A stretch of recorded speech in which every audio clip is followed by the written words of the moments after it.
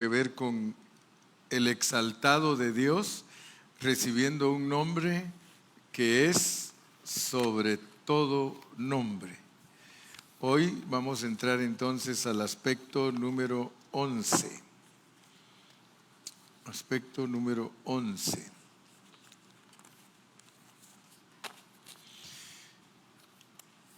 Todos estos aspectos de Cristo los estamos estudiando porque queremos conocer las riquezas de Cristo, porque todo lo que logró Cristo y todo lo que el Padre le dio son las riquezas para nosotros, su iglesia. Nosotros disfrutamos de esa riqueza, ya que todos los méritos son de Cristo y nosotros los disfrutamos. Entonces vamos a empezar hoy con el aspecto número 11, es que Él es llamado el justo. Es llamado el justo. Y vamos a poner en Primera de Juan 2:1. Primera de Juan 2:1, la parte B del versículo. La parte B. Dice, y si alguno hubiere pecado, abogado tenemos para con el Padre, a Jesucristo el justo. Amén. Y si alguno hubiere pecado, abogado tenemos para con el Padre, a Jesucristo el justo. Entonces nosotros tenemos que entender por qué Dios nos ha dado un Salvador que en ascensión es llamado justo. O sea que solo Cristo califica para ser nuestro abogado.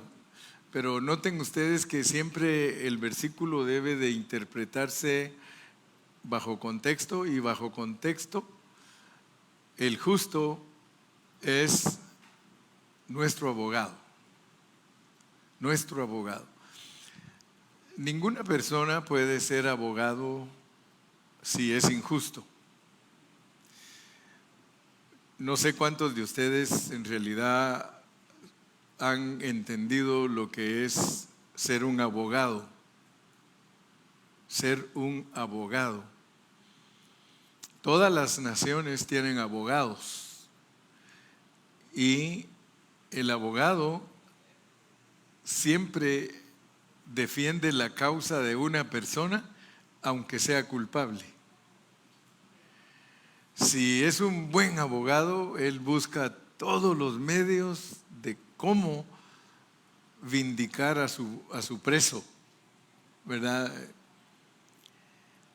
Yo me recuerdo que una vez, aunque Castro fue un dictador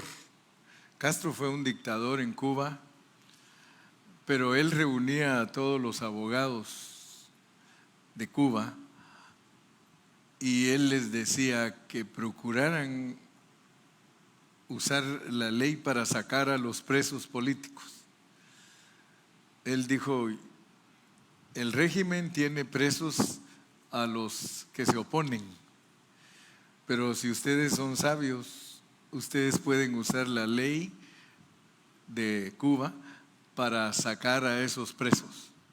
Dijo, si ustedes convencen al fiscal general, porque en toda nación hay un fiscal general que es el jefe de todos los abogados.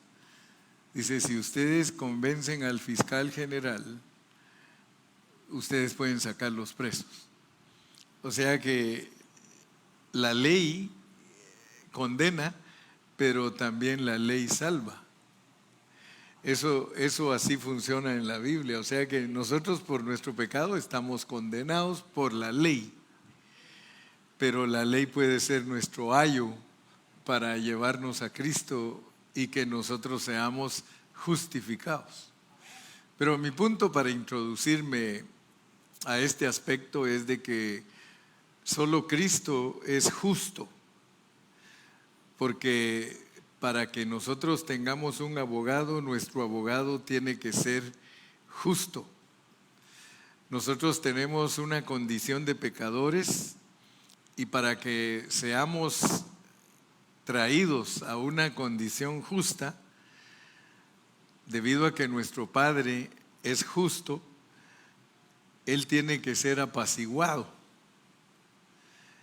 Y eso es importante entenderlo porque el único que apacigua la ira de nuestro Padre Celestial es nuestro abogado Jesucristo.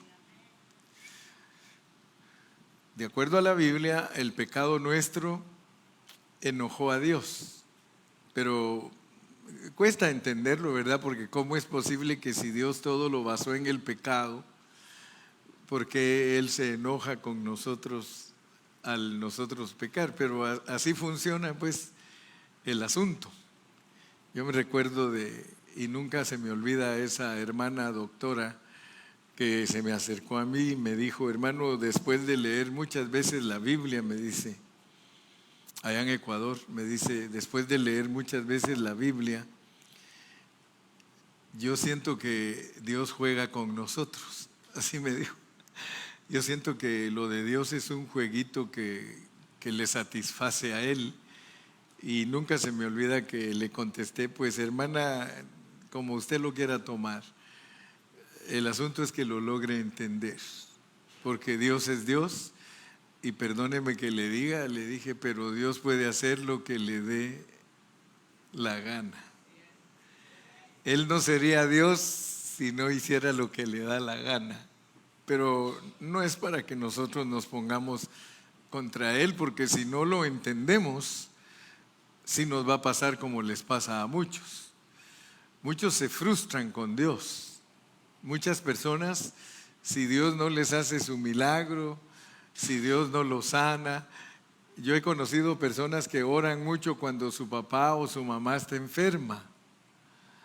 Y como no se lo sanó, ya cuando Dios recogió a la persona, ya ellos ya no quieren saber nada de Dios. Se resienten con Dios. Ahora yo le pregunto a usted, ¿será correcto eso? Yo creo que eso es como que el barro esté peleando con el alfarero, ¿verdad? El barro es barro y el alfarero va a hacer del barro lo que él quiera. Amén. Amén. Entonces Jesucristo es el único que es justo y por eso Él puede ser nuestro abogado para con el Padre, porque Él es el único que se puede hacer cargo de nuestro caso. Así lo arregló Dios. Dice que Él sujetó todo en pecado para que no hubiera ni uno que sea justo. Así dice la palabra de Dios. Dice que a todos nos sujetó bajo pecado para que nadie crea que es perdonado porque es una buena persona o por sus méritos. Todos nosotros debemos de entender estas cosas. Si usted no entiende por qué Dios puso a Cristo como justo, entonces en esta tarde estamos hablando de eso, que Jesucristo fue justo cuando Él vivió aquí en la tierra. Él fue el único que estaba justo, quiere decir recto, recto. Él era el único hombre en toda la tierra que era recto para con Dios y para con los hombres. Ningún hombre podía señalarlo de pecador. Él mismo dijo un día: ¿quién de vosotros me redarguye de pecado? Entonces entendamos que Jesucristo es el único que es recto ante Dios y ante los hombres.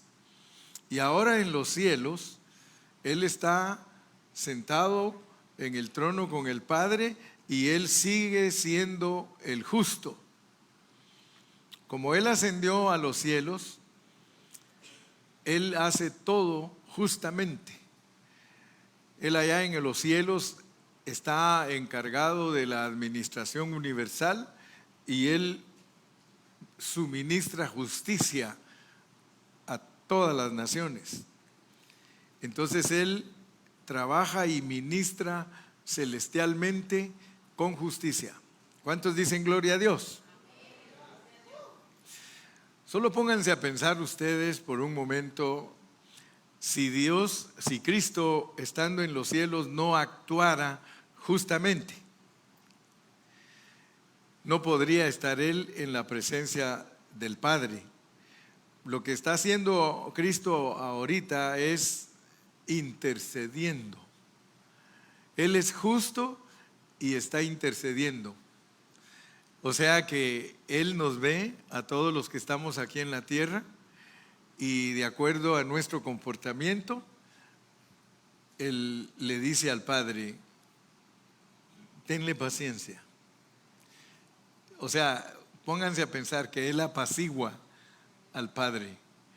El Padre mira la situación del mundo, mira la situación de nosotros y Cristo siempre está allí.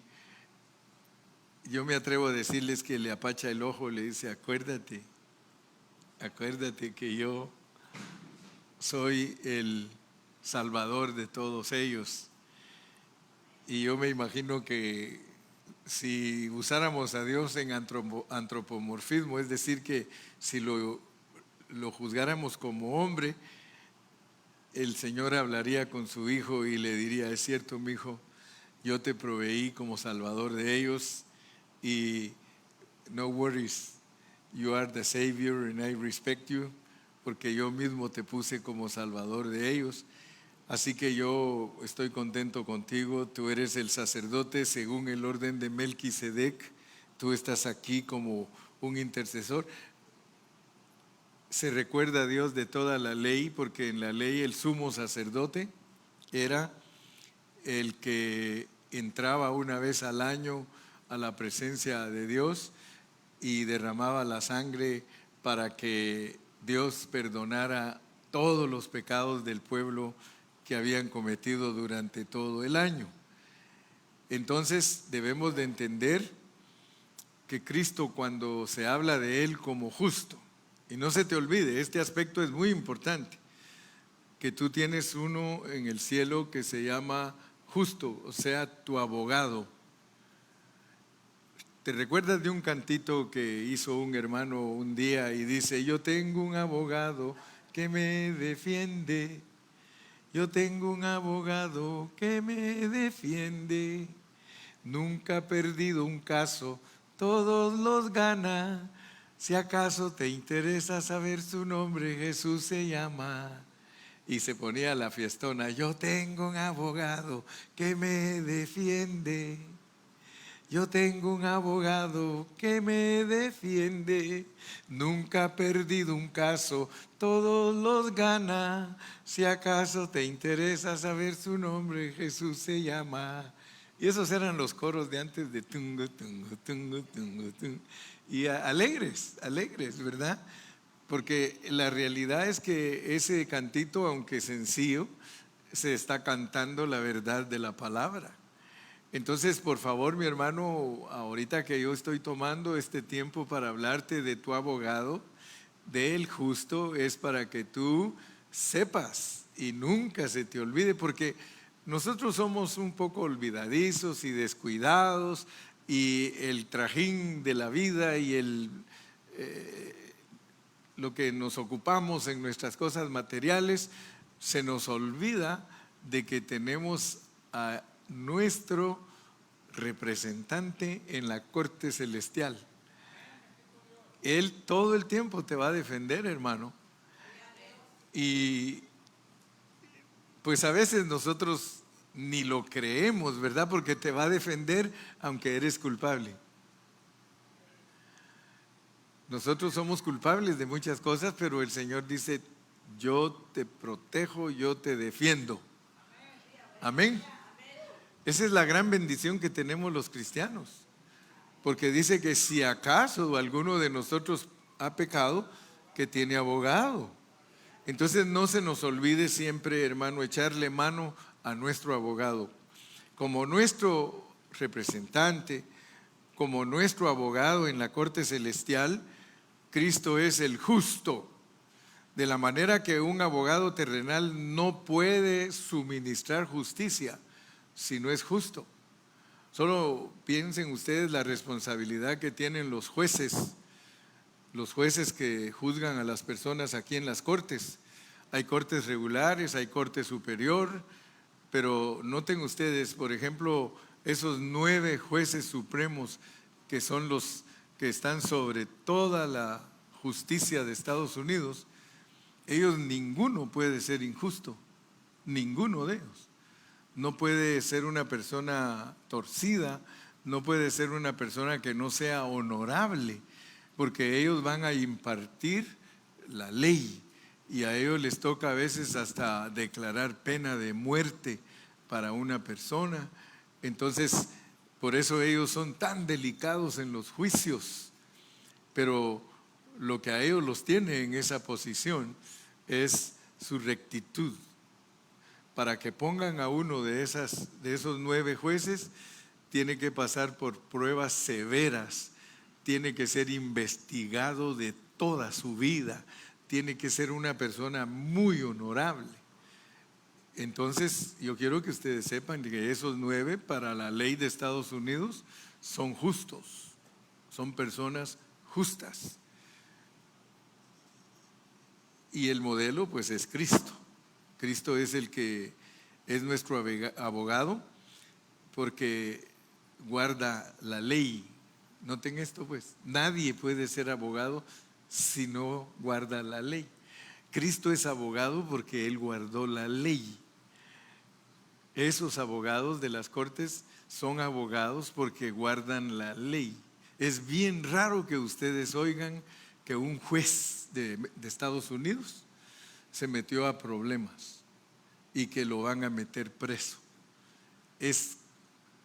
Yo creo que de 100 tal vez uno, pero todos ellos están instruidos de esa manera porque para ser abogados, intercesores, para ser jueces, ellos necesitan una calificación.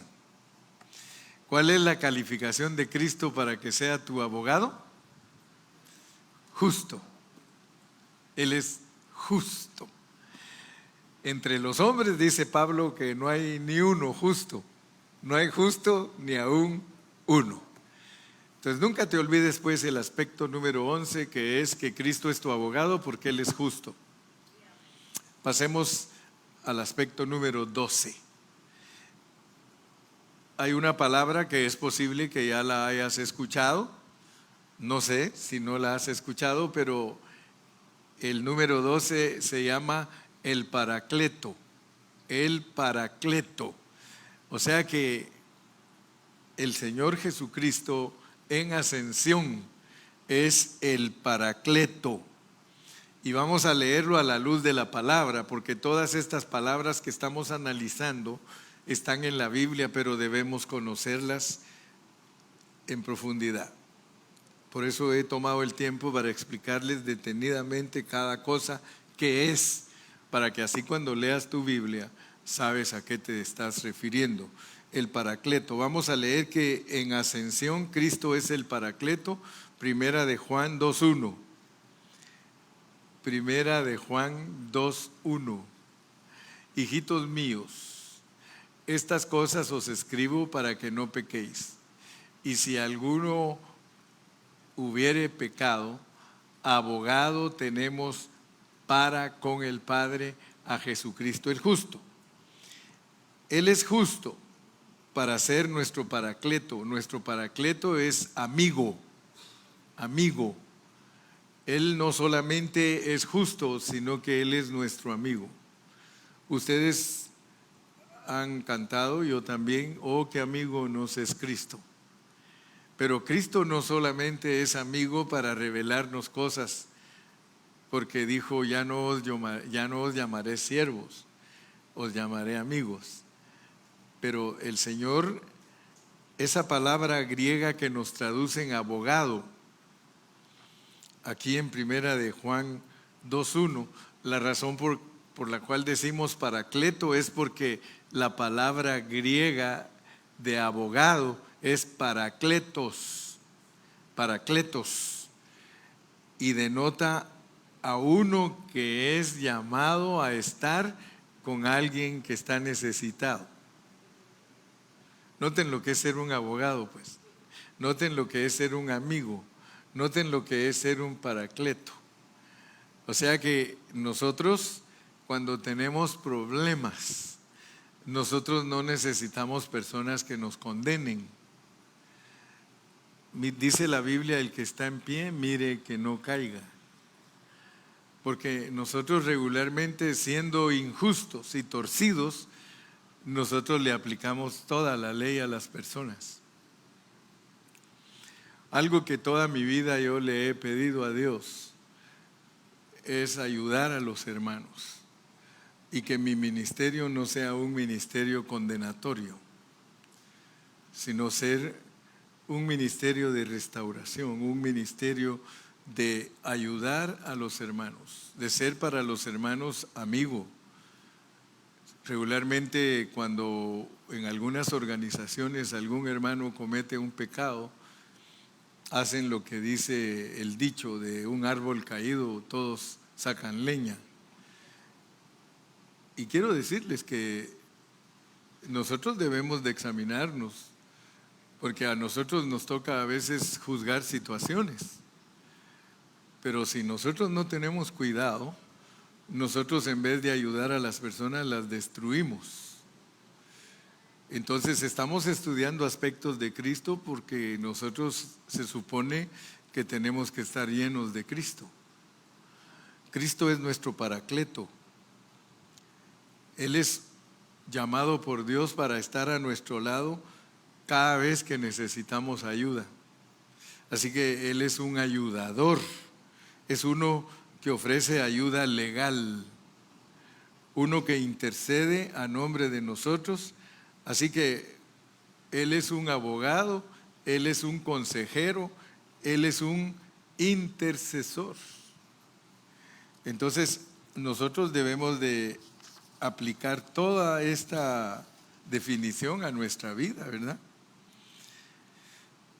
Aparte de ser amigo, la Biblia dice que esa palabra también denota consolación. Usted ha oído que el Espíritu Santo es consolador, ¿sí o no? Ahora, fíjense que el Señor Jesucristo es consolador. Antes de morir Él en la cruz, les dijo a los discípulos: no os dejaré huérfanos. Dice, enviaré otro consolador. Cuando Él dijo que Él enviaría otro consolador, denota que Él era el consolador. Él era el consolador, por eso les dice: les voy a mandar otro consolador, porque sería Él mismo en resurrección. Cristo en resurrección es el otro consolador, es el Espíritu Santo. Entonces Él les dijo a sus discípulos que Él no los iba a dejar huérfanos. Un consolador es alguien que conforta. No me conteste, pero examínese usted cuando los hermanos tienen problemas, ¿usted los conforta? ¿Usted le pide a Dios que lo use para confortar a esas personas? Casi no hay amenes, lo cual quiere decir que somos muy culpables, ¿verdad? A veces cuando la persona necesita consolación, nosotros maceta dura contigo. Así dicen en Ecuador. Cuando hay que ayudar a alguien, en vez de ayudarlo, nosotros le caemos encima y en vez de consolarlo, realmente sale apaleado por nosotros. Pero paracleto es una forma anglicana, o sea que es una expresión anglosajona, paracleto. Esa palabra se usa en el Evangelio de Juan. Vamos a ir al Evangelio de Juan, a Juan 14, 16 y 26. Ahí está, mire, dice, en contexto, paracleto o paracletos en griego significa consolador, abogado o intercesor. Gracias, Marquito. Muchas gracias. Él me está ayudando, mire, para que se reafirme lo que estoy hablando. Dice, y yo rogaré al Padre y os dará otro consolador para que esté con vosotros para siempre. Él era el consolador, pero Él, al estar en cuerpo físico, no podía estar adentro de ellos. Entonces les dijo: miren, yo les voy a mandar otro consolador para que esté con ustedes para siempre. Yo me voy a morir en la cruz, pero espérense y van a ver cómo es que Él viene a ser el consolador dentro de nosotros. Juan 14, 26. Al seguir leyendo en el contexto nos dice Juan 14, 26, mas el consolador, el Espíritu Santo. ¿Se da cuenta que Él era el consolador físicamente? Pero les dice que les va a mandar otro consolador, que es el Espíritu Santo, y nosotros ya sabemos que Cristo en resurrección es el Espíritu Santo. Entonces miren cómo lo dice: mas el consolador, el Espíritu Santo, a quien el Padre enviará en mi nombre. A quien el Padre enviará en mi nombre. Él os enseñará todas las cosas y os recordará todo lo que yo os he dicho. Si no ponemos atención a la palabra, nosotros perdemos el tiempo y nunca vamos a saber la revelación en su pureza. La carga del hermano Carrillo es que usted conozca la palabra en su pureza. El consolador, el otro consolador es el Espíritu Santo, y dice que lo envía el Padre, pero lo envía en el nombre de Jesús. ¿Qué quiere decir eso? Que el Señor es el Espíritu. Va a venir el Espíritu Santo y Él dice, va a venir en mi nombre, en mi nombre. O sea que aquí otra vez tenemos la enseñanza de lo que significa en el nombre. En el nombre es la persona. O sea que Cristo está diciendo, miren, el Espíritu Santo va a venir, pero ese Espíritu Santo que va a venir soy yo mismo, porque el nombre es la persona. ¿Se dan cuenta que cada día aprendemos que cuando se usa la expresión en mi nombre, no se está hablando propiamente del nombre, sino de la persona? La persona es muy importante cada vez que usted habla del nombre. Ahora, por la Biblia misma, veamos que no se contradice ella. Vamos a leer otro versículo donde diga que Jesucristo o que el Señor es el Espíritu. Es Segunda de Corintios 3:17. Segunda de Corintios 3:17. Mire, ¿qué dice? ¿Qué dice ahí? ¿Quién es el Espíritu?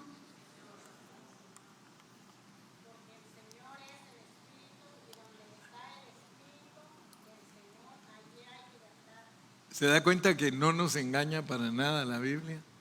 Solo es que tenemos que estudiarla con responsabilidad y guiados por el Espíritu. Ustedes saben que la gente pelea porque unos enseñan la Trinidad de Dios y pelean otros, no, es que es en el nombre de Jesús. No hay Trinidad, dice. No hay Trinidad, es solo Jesús. Pero entonces, ¿cómo vamos a entender la Biblia si la Biblia dice que el Padre es Espíritu, que el Hijo es la encarnación de Dios y que el Espíritu es Cristo en resurrección?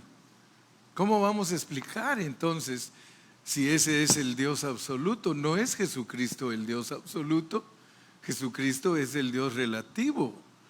Él pertenece a la Trinidad. Pero ya vieron que el enemigo ha hecho que muchos tengan embotados los sentidos y que los convenzan diciéndoles que no hay Trinidad. Dice, es que esa palabra no existe en la Biblia. Claro que no está escrito Dios, yo soy triuno,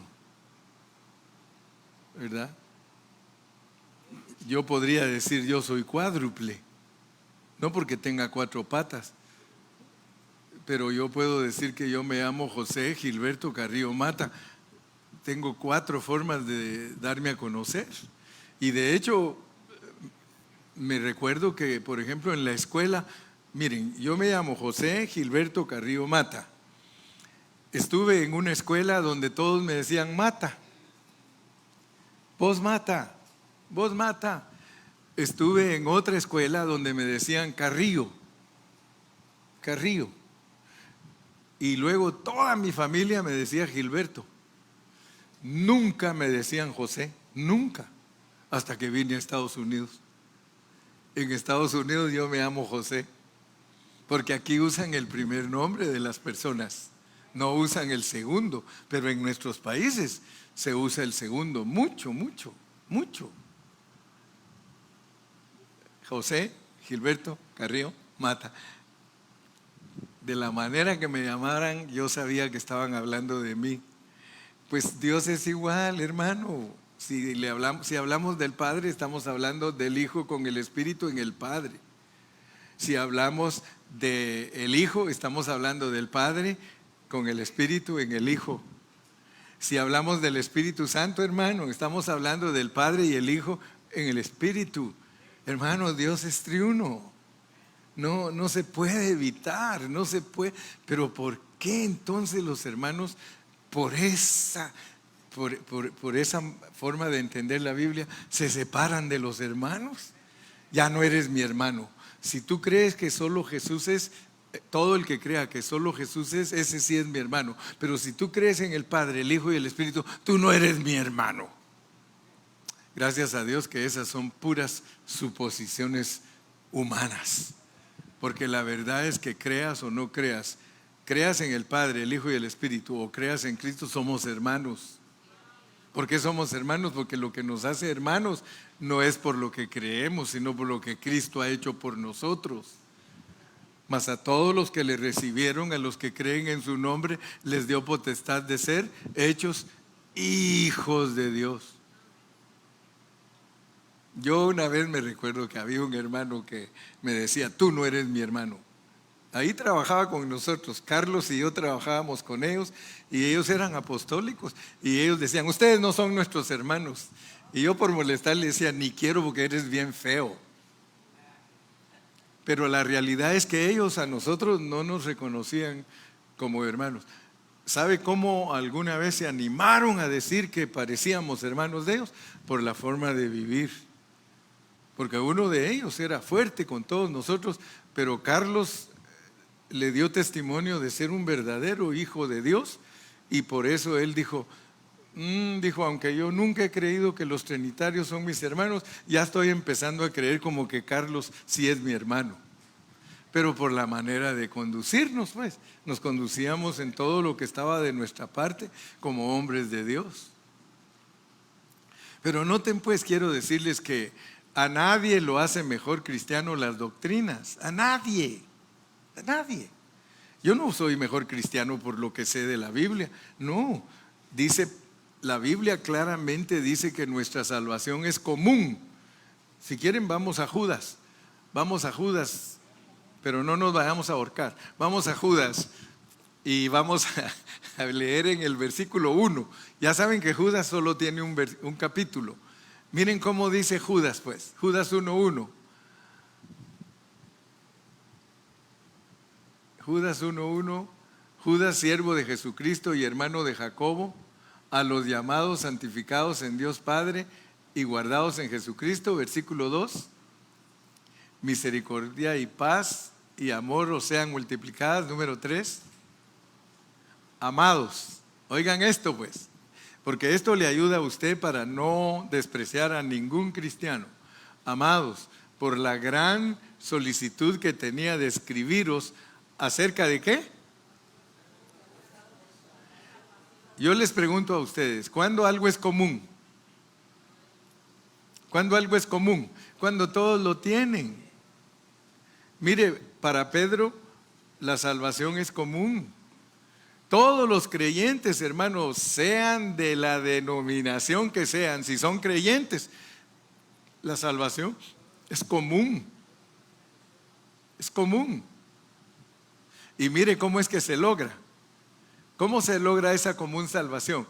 Me ha sido necesario escribiros exhortándoos que contendáis ardientemente. ¿Por qué? ¿Qué ha sido qué? Tu fe es dada. Tu fe es dada.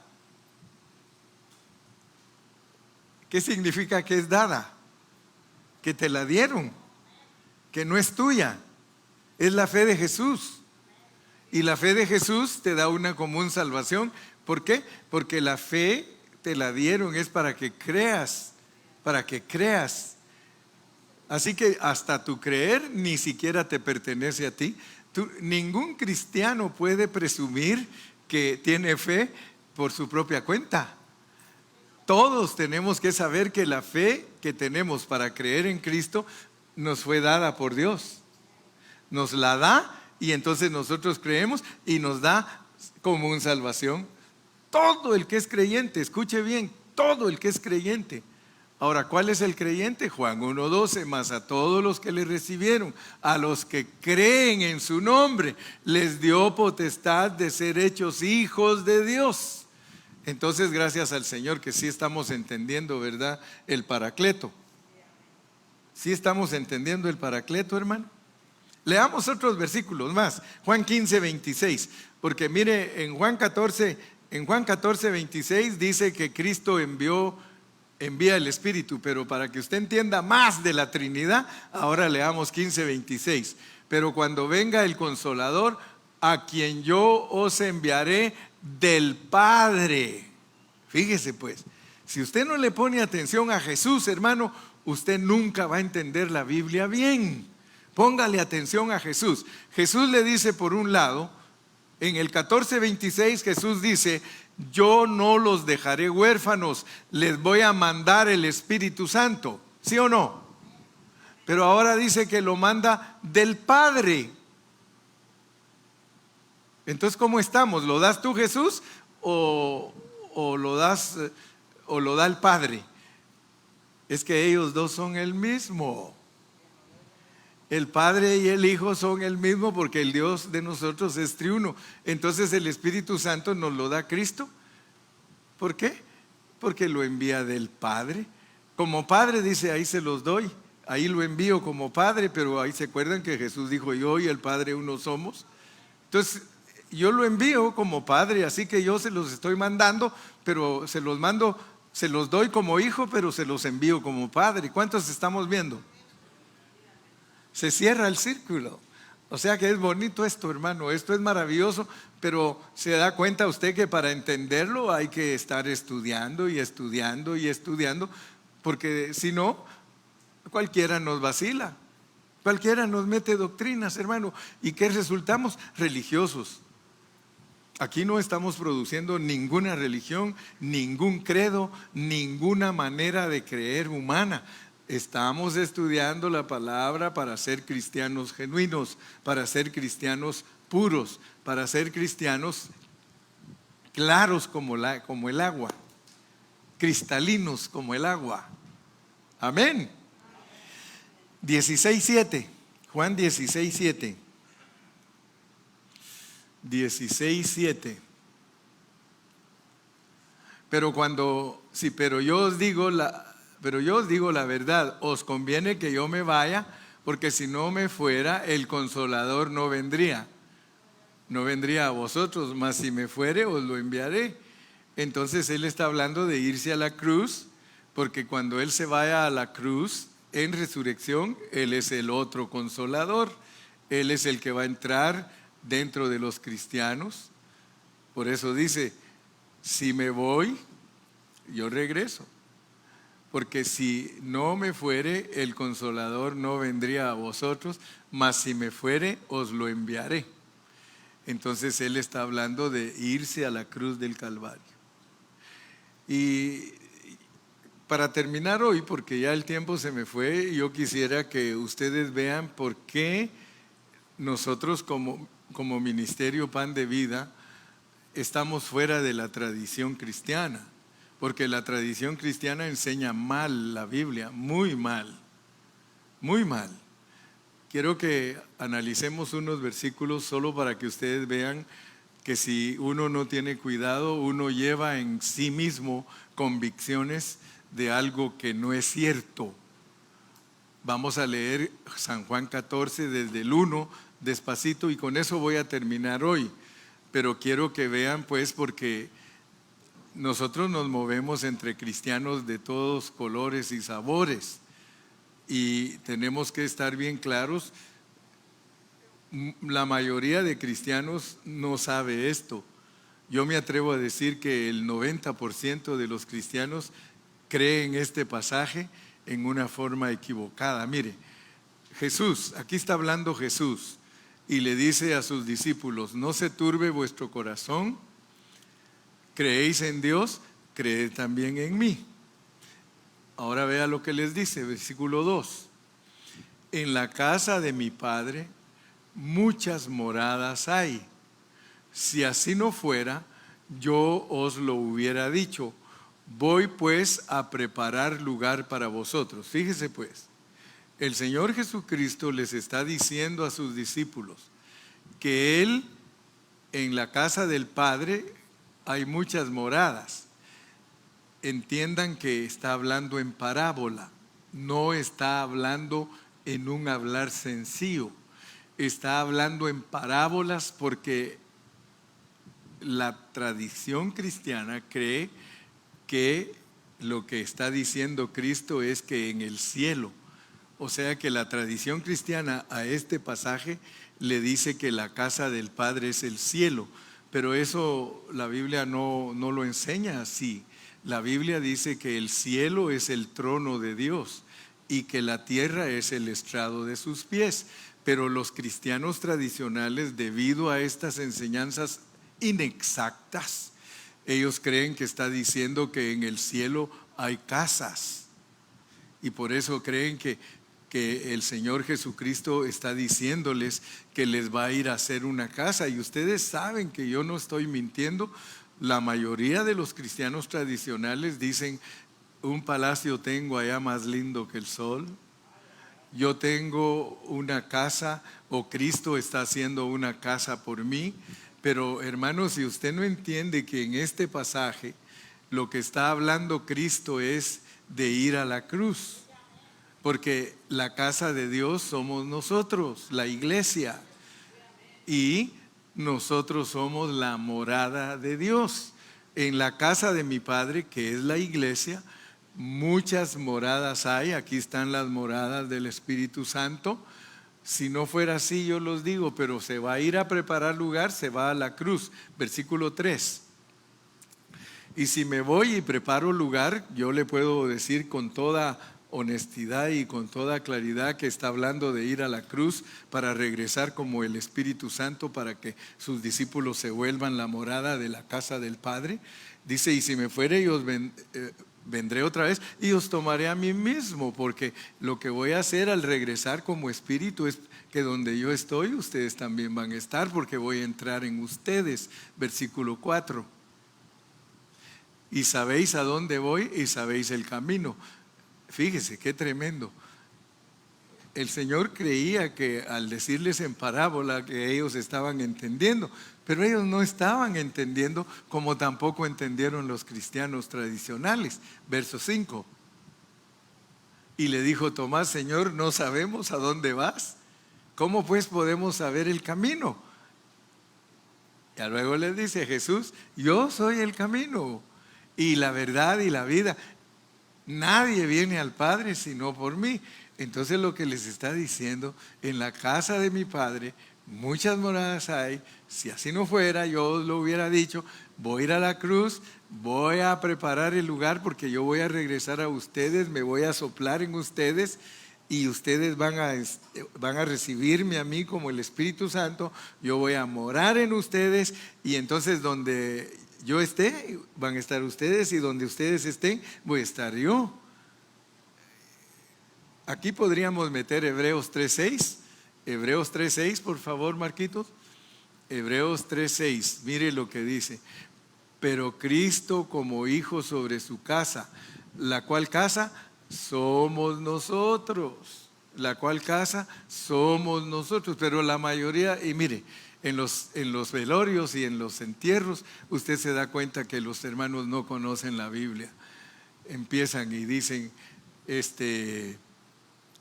hermanos, hoy partió nuestro hermano fulano para irse a su casa, a su hogar, dulce hogar.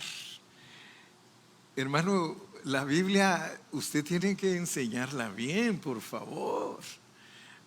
En la Biblia dice que si usted se muere como cristiano, su espíritu va con Dios quien lo dio, su alma se va al Hades a esperar la resurrección y su cuerpo está en el polvo de la tierra.